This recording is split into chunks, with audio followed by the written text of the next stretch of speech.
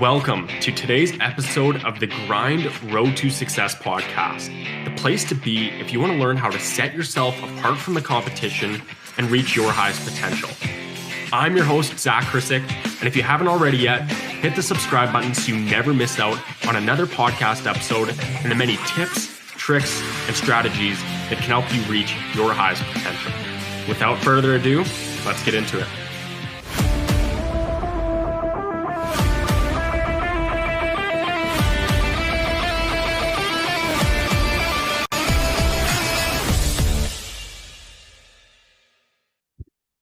Welcome back to another episode of the Thegrind Road to Success podcast. Today, we have the pleasure to sit down and talk with German football athlete Mo Riedinger.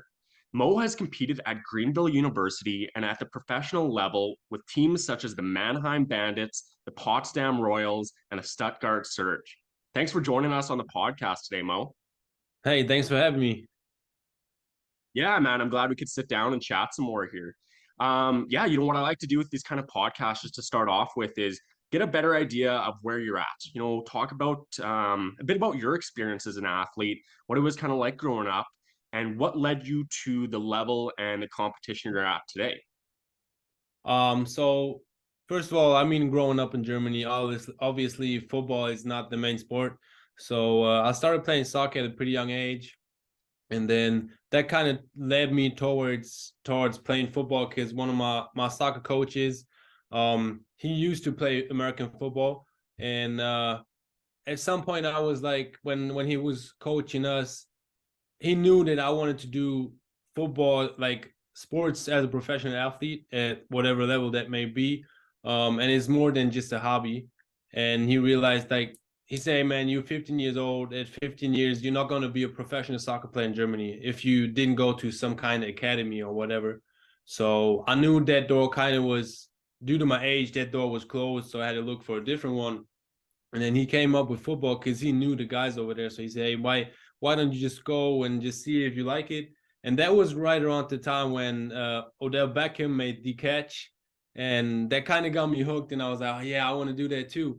So I started playing football, and I quickly realized that, especially in football, without hard work and dedication, you're not gonna get to any high level. Like, you're just gonna, if you want to do it for fun or it's just a hobby, it's fine. It's totally fine. Like, you can do that. But for me, it was always, if I want to do something and if I want to be a professional in it, I got to go 120%. So yeah, like you said, I started playing football in Mannheim, then went on, played at Greenville University for a year in Illinois, right when COVID hit. So I got sent home because of COVID. They cut the scholarships for international students. So that's why I was forced to leave. And when I got back home, I got a call from the Potsdam Royals in the GFL. Back then, that was the highest league in Germany and in Europe for American football.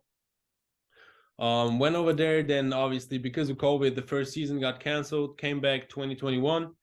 Had a decent season. We lost in the semifinal, and then went on to play for the Stuttgart Surge this year, which unfortunately wasn't too successful, but ended the season with a broken wrist. But that's football, that's life. So I didn't extend my contract, and the new team for the 2022 season is going to be announced very soon. That's awesome, man. I'm curious, just coming from someone from North America and this side of things, what's kind of the big differences you find, between either football in general or just kind of the sports world, over in Europe compared to the North American side of things? I think in North America, especially because like sports is so implemented into like high school all the way up to college, because besides, there's not a lot of like club teams over here in Europe. Everything is like club teams, whether that's football, that's soccer, basketball, it's all clubs. So it's different, especially for like the smaller sports like football and basketball, for example, over here, because you have to find a way to get in touch with it. Like, if it wasn't for my former soccer coach, I would have never even known that there was football in my city. I wouldn't even know that because like there was no exposure to it.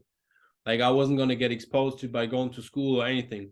Like if you go to high school in the States, you got whatever, football, basketball, soccer, you got everything. And it's more, I think because of that, it's just like I said, it's more implemented, and more kids actually do it and take it serious, because I mean, if I'm playing for a club over here, my school ain't gonna know if I'm doing good or not. So I can say, hey, I'm a good player or whatever. But over at high school in the States, everybody knows if the team's good or not. See, so you don't want to. I feel like a lot of people, they don't want to embarrass themselves, and they take it more seriously. And especially with the goal of becoming a college player or maybe turning pro, there's just more people taking it serious, and they're just not doing it just for fun. Like, oh yeah, I'll go to practice. And especially like if I over here, if you're playing for a club, ain't nobody gonna force you to go to practice. Like if I don't feel well, I'm saying, hey coach, I can't make it to practice, like my stomach hurt or whatever, I'm not going. So I think that's very different. And if you just compare football to the college level, for example, is just because over here, even at the highest level, almost everybody got a job, because we can't live of it. So we got to do something at the side, or we got to do something that makes the money while we're playing football. And that takes, like, both of it takes a lot of time. And just because, especially at the lower levels, like at the ELF, the European League of Football, where I'm at right now, that's the highest level in Europe. People take it serious, obviously, but at the lower levels, there's guys, yeah, I can't make it to practice because I got to do something for school or whatever. My grandma has birthday or whatever came up. People not showing up to practice. And obviously, at the level I'm at right now, it's a little different. But if I compare to college, it's still, yeah, you still know, okay, people don't make a living off of it. So it's still, for most of the people, not the most important thing. While for me, for example, I'm still in school, I'm still studying over here. So I'll put football first. I've been putting football first for the last 7 years. I'm going my 8th year next year. And as long as I'm still studying, I'll finish the end of next year. So I'll still put football first because I know I can do it right now. And if I'm not going back to the States at some point in time, then that's probably got to change too. Because at some point you got to make something out of your life instead of just doing sports, like I say, because you can't live of it. Gotcha. Yeah, that's very interesting. Just the little differences between sports in general, right? From just that world kind of perspective side of things.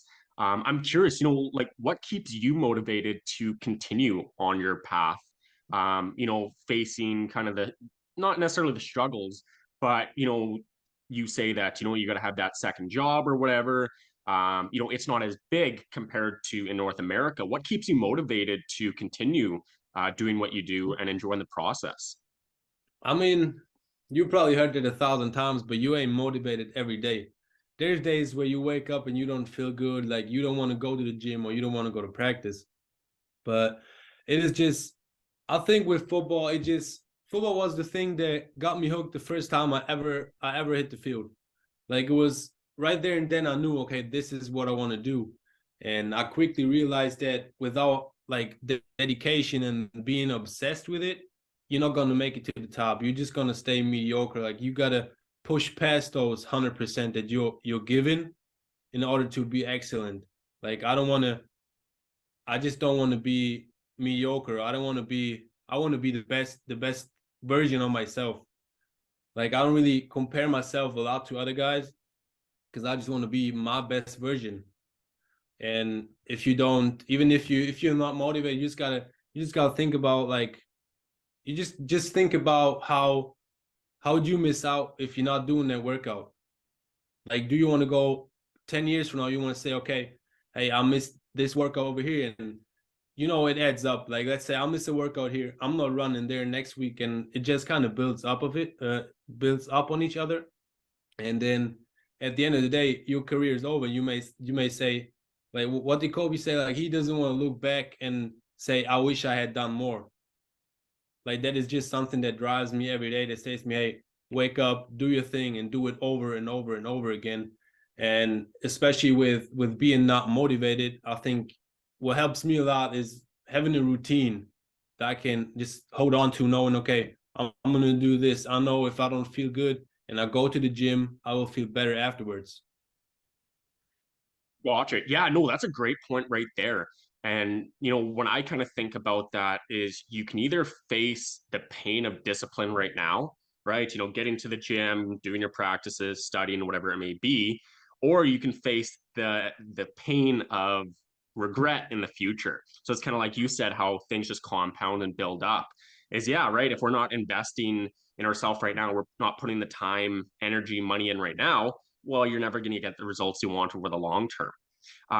But yeah, you kind of mentioned the routine side of things, and we've actually had the opportunity to do some work together, and yeah, work alongside the grind performance. What were some of the big things you learned while we were working together, whether it be on the routine side of things, the mindset side of things, that helped you to perform at that higher potential and just feel more confident in your abilities? Yeah, like I said, I think really the biggest thing for me was creating a routine that I could stick with. Like I would always watch those videos of people waking up, or like David Goggins, for example. I watch a lot of him. I read his book, and like I got this guy, he's crazy. Like he really is. But for some people, your routine might not be waking up at 5 a.m. Like your day may start at 7, and that's totally okay. Because it has to be something that is sustainable for you. And I think that's really what I've learned, because I always try to be that guy that wakes up at 5, and I did that for a long period of time, but I felt like I was like sluggish and I was unfocused a lot because maybe I didn't get enough sleep, or maybe that was just not, maybe my body just couldn't adapt to it. And when I changed it to waking up between like 6 and 7, that was way better for me, knowing, okay, my body got enough rest. And maybe I don't know, I think I pushed my bedtime back too. So I still had like those 6 or 7, maybe sometimes even 8 hours of sleep. But like I said, having this routine and finding a routine that works for your life, because the routine that you have might not work for my life. Because we're doing different things. Like for some guys, maybe they get up at 4 because they have to work at 5 to like midday or whatever. So I really think creating a routine was something that really helped me, and that really helped me with those days where I'm not motivated, because I could just stick to my routine. I knew, okay, I'm gonna wake up, I'm gonna read my Bible, I'm gonna pray, I'm gonna do my morning routine, and then I'll eat, I'll go to the gym, and that's the first part of the day. And I know, okay, by whatever that might be, 12 o'clock, whatever, I'm good. I've done that and I'm feeling good. And for me, that was kind of the part where I was, because like I don't like getting up early. I hate it. I absolutely hate it. But I do it, and I know once I've done it, and I went to the gym, and I feel so much better. No matter how bad my morning was, I wake up, go to the gym, and I'm feeling good. And that That's was really awesome. something that we created, this routine that I could just stick with and know, all right, not my didn't feel wake up, didn't feel good. I know what I got to do to get myself back to a place where I'm motivated, where I'm doing the things even though I don't want to, or I don't feel like it. So throughout that process, did you notice your results kind of change, whether it be on the field, in the classroom? Did you notice just the way you felt increased, just better mood throughout the day while we worked on those routines? What did you kind of notice, from when we started compared to when we finished? Yeah, I think when we first started, I was like at a point where, like I said, I felt kind of sluggish during the day, and I'm studying online, so I'm sitting in front of the laptop a whole lot of time, and sitting in front of the MacBook and just looking at the screen all the time. Like, you know how it feels, like you get tired and your eyes starting to hurt. You're like, okay, like you can do whatever, you can watch a YouTube video or whatever just to relax. And then I just felt like I was more focused and more refreshed when I woke up. Um, and I think my workouts, I just worked out with a different intensity because I felt better. My sleep was like setting my alarm for like 6 o'clock in the morning, knowing I'm sleeping from 11 to 6. I got those 7 hours, and that never changed, no matter if it was a weekend or during the week. It was always the same, and that just helped me tremendously during that time. Um, just being more focused, and yeah, like I said, creating this routine really changed a lot, like I said, and that just made me get better during the day, whatever it was, maybe it was just staying awake. I didn't have those downs that I usually had when I was sitting in front of the computer all the time. So I was be just kind of like laser focused, just knew, okay, I got to do this, I got to do that. And whatever it was after the gym, like I said, workouts felt more intense, and it was just, it really got better. Like it changed a whole lot. So you'd say, from your experience working on that mental side of things now, did you feel like that correlated over to the physical aspect of things? Kind of like you're saying, how you just had more energy, more focus. And did that allow you to perform better within football as well?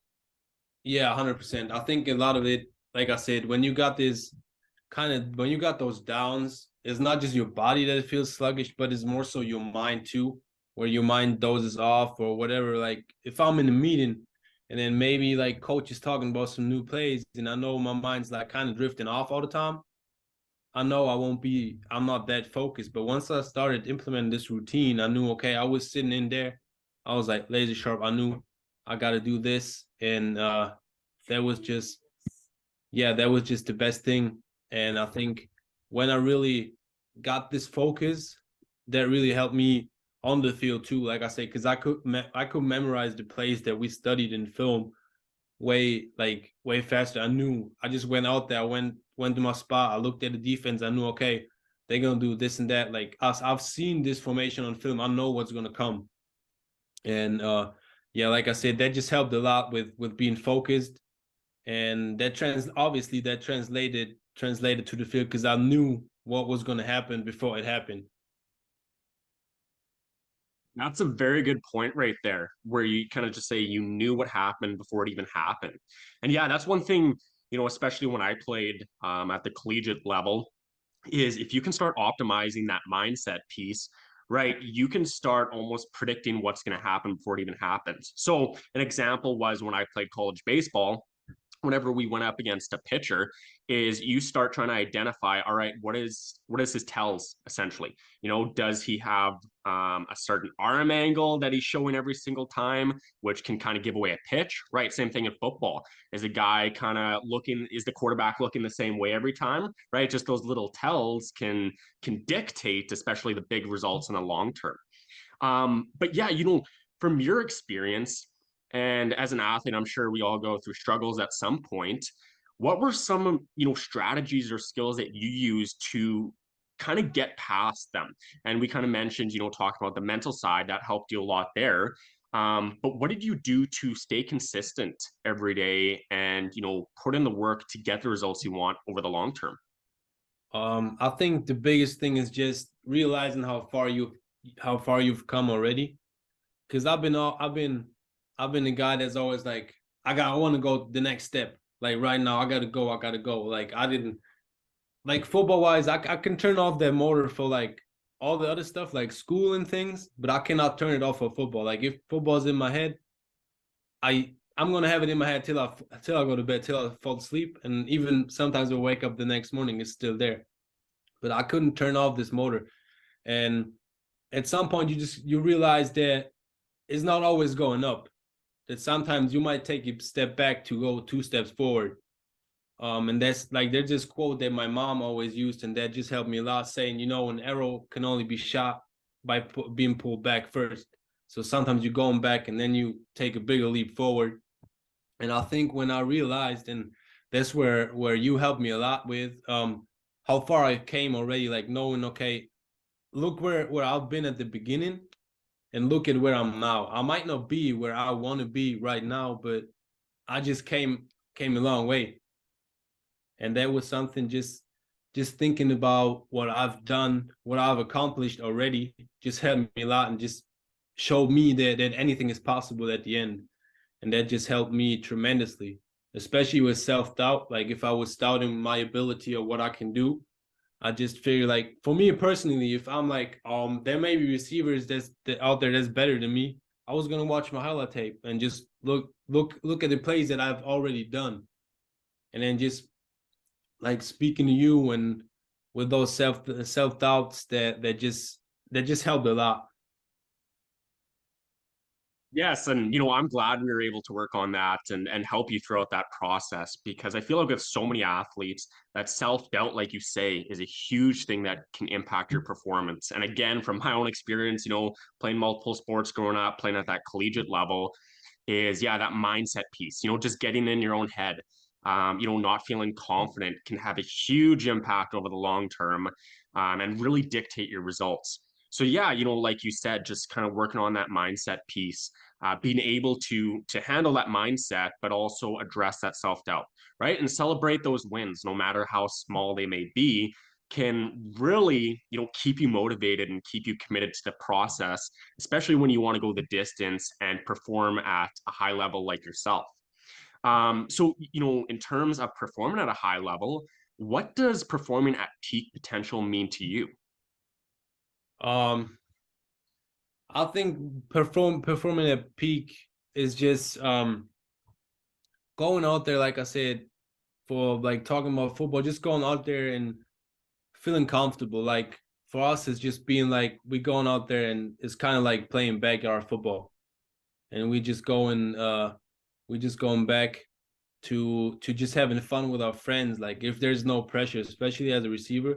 Like I just talked to a coach about, like, if you're at the line and you're stressed out and your body's under tension, the corner is gonna know, okay, like this guy's nervous. But when I come out there and I'm just chilling, I'm having fun, there's nothing that can go wrong. Like, and especially about that, what we talked about, like when I drop a ball, I just drop it. Shit happens. It happens even at peak performance. Sometimes you just, maybe the corner makes a play, or sometimes you see something different than the quarterback and things happen. But performing at like at the highest peak means to me too, like, just I'm going out there, I got the play, I mess it up, but I go like boom, next play. It doesn't matter what just happened, we go on next play. And just be out there, like I said, having fun, enjoying myself, and not being stressed out about what's gonna happen. And knowing even if things go wrong, because they go wrong, no matter what we do, that's life. Things are gonna go bad, and sometimes it's gonna be worse. That's how it is. But just knowing, okay, next play, I got it. Boom, next play, I got it. Don't matter what happened. Maybe I drop 3 passes in a row. Blank. My mind just goes blank, and I'll just go back to the start. I'll do it again. I know I got it. And like I said, when you get to that point, especially if you have a connection with your quarterback, even if you drop 5 balls, like if you're gonna be open, he's gonna throw it regardless. And then that's where it really comes to the peak performance, thinking about, okay, I dropped those 5 balls before. I'm gonna get a 6th one and I'm gonna make the play. So the play that just happened, it doesn't matter. Like whether that was a good play or a bad play, it doesn't matter. You just gotta live in the moment.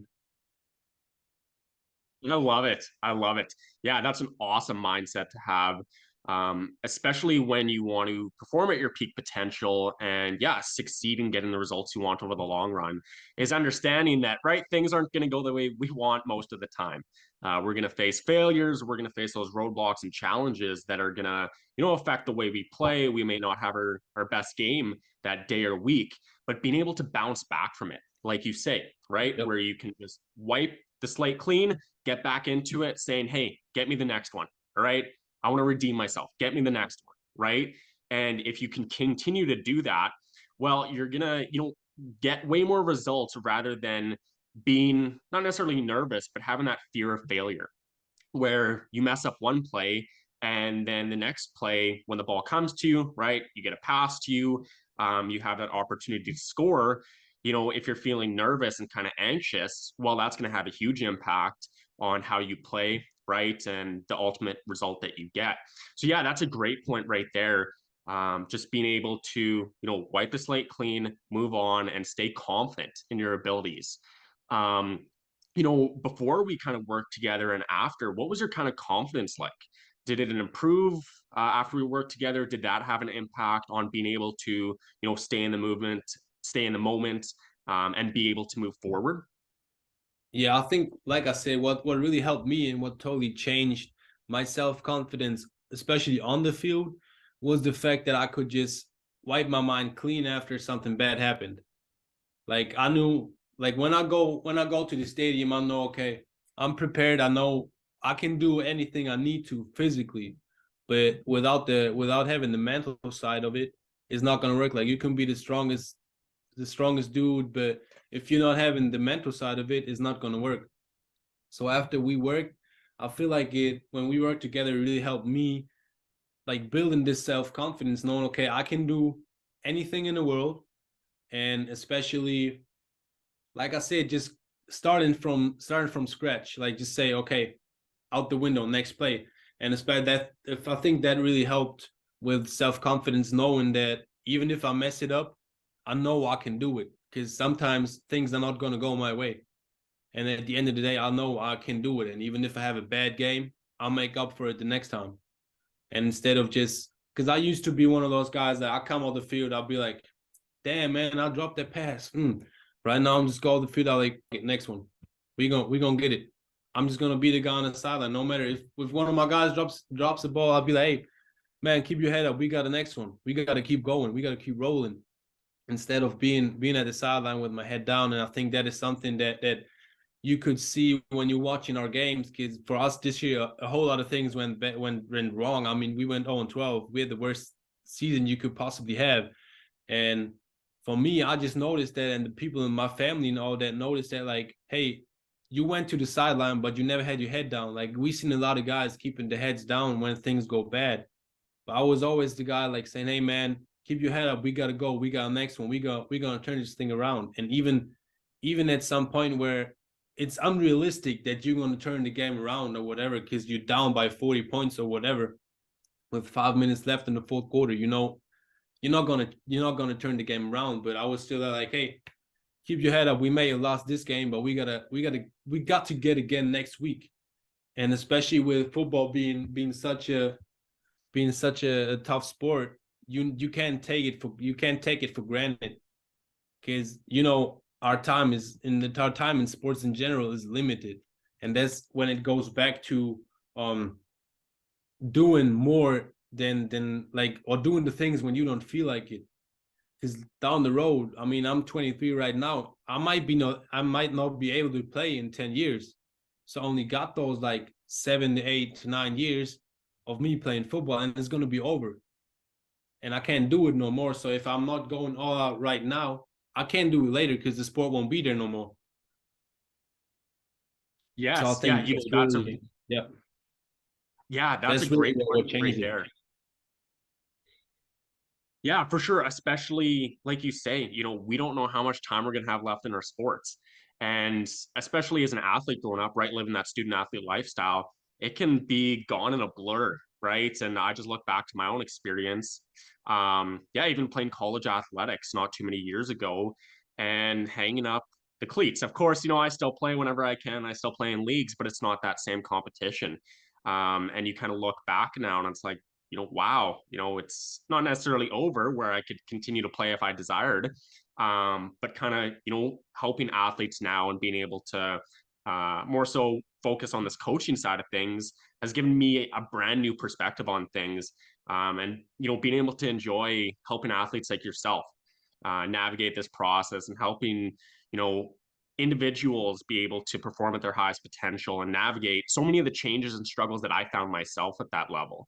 But yes, going back to that point of, just enjoy the process, enjoy the moment, because you never know when it may be gone. You could have an injury like you kind of had this year yourself, where, it's not the season you want. Facing those kind of injuries, those struggles, it can be super difficult to, even push forward and stay positive throughout the process.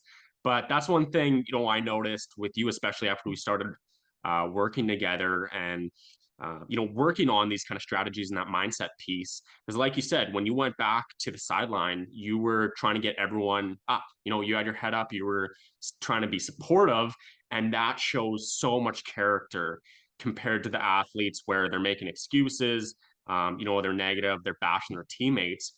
And as a coach, that's one thing I notice.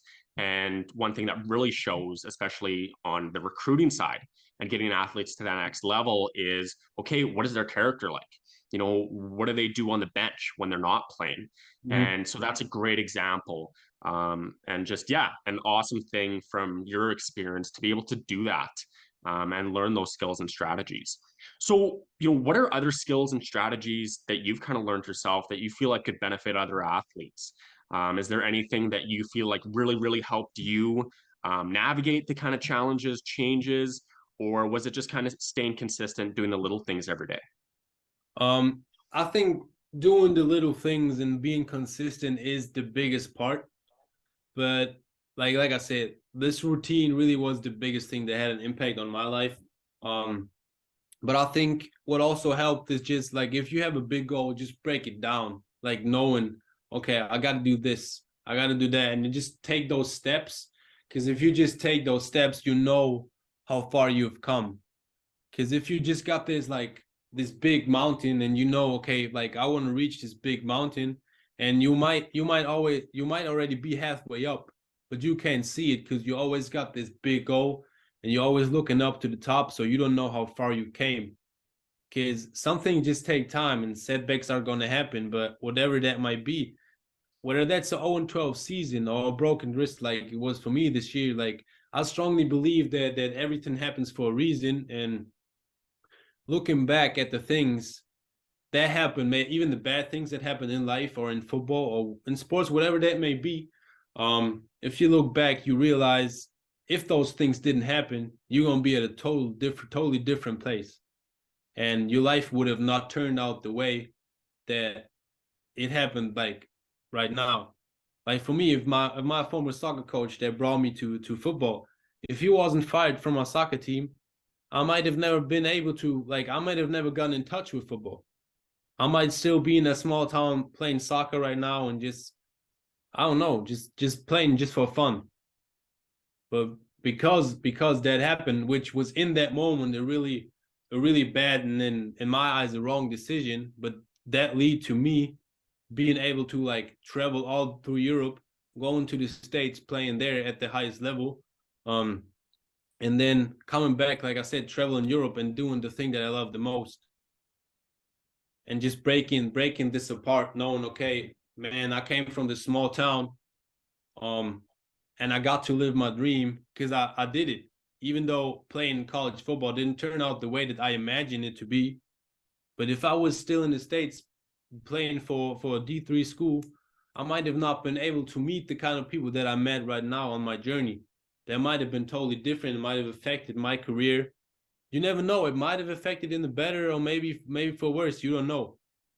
But at the end of the day, you just got to realize that everything happens for a reason, and that those things happen because God has a way for you, and whatever that way may be, like it's not your way, it's His way. And if we follow that, then we're gonna be our best version, and that we're gonna reach the top, and we can achieve whatever He has in plan for you. And sometimes we just got to realize, like I said, when one door closes, when this soccer door closed almost 10 years ago and football opened, I never imagined my life being like that and traveling the world playing American football. Like it's just, yeah, sometimes even like I said, the bad things gonna have the best outcome.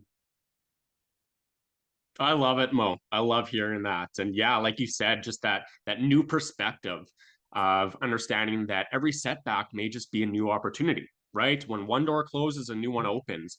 And yeah, just to think of the different places you can end up in life, especially within athletics, of understanding that, okay, that injury, that setback, that failure, that might have actually set me up for success in the long term. But of course, Yep. it's always 2020, right? Hindsight's always 2020. But yeah, that's an awesome perspective, especially for other athletes, others just in general to take and just kind of learn from and understand that, yeah, our failures, our struggles, our challenges are ultimately the building blocks to get us where we want and achieve that success that we truly desire.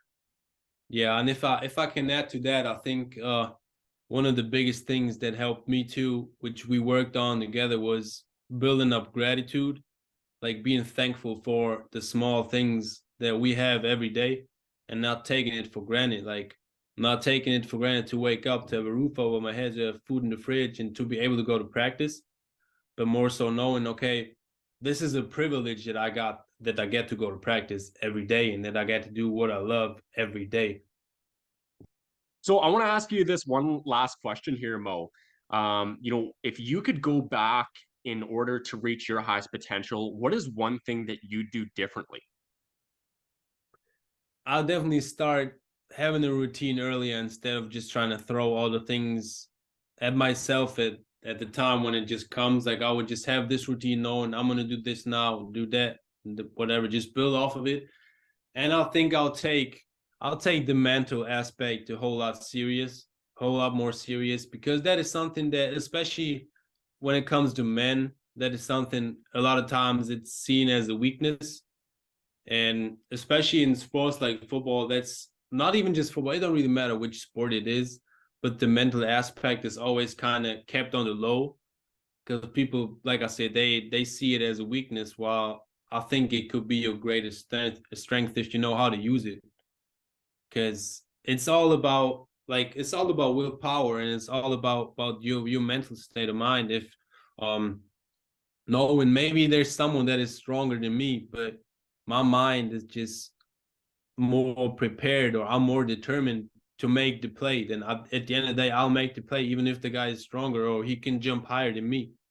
At the end of the day, it comes down to who wants it more. Like football coaches always use this terminology of saying, like, you got to have a dog in you, and if your dog is bigger than mine, then yeah, I got a problem. Even though if I'm might be physically stronger than you, but if your mind is stronger, then I think if the athlete that has a stronger mind is gonna win 10 out of 10 times, just because he knows, okay, I can do it. I'm not scared because he looks bigger, he looks stronger. It's just, I know my mind, I'm so focused. I've done it 100 times, 110 times, and I know, yeah, I just know I can do it. And I know I will be. I just want it so much more than you, like, because I'm obsessed with it or whatever that may be. Um, that's just, yeah, like I say, I think the mental aspect is really something that a lot of guys underestimate, especially like when it comes to like pressure and all those things, being in college and having to manage your time and all those things. I think if there was someone that could just teach me how to use my time more wisely, I think that would have made the biggest impact to my life and my journey as an athlete. That's awesome. And yeah, as an athlete myself and coach now from that experience, I couldn't agree more.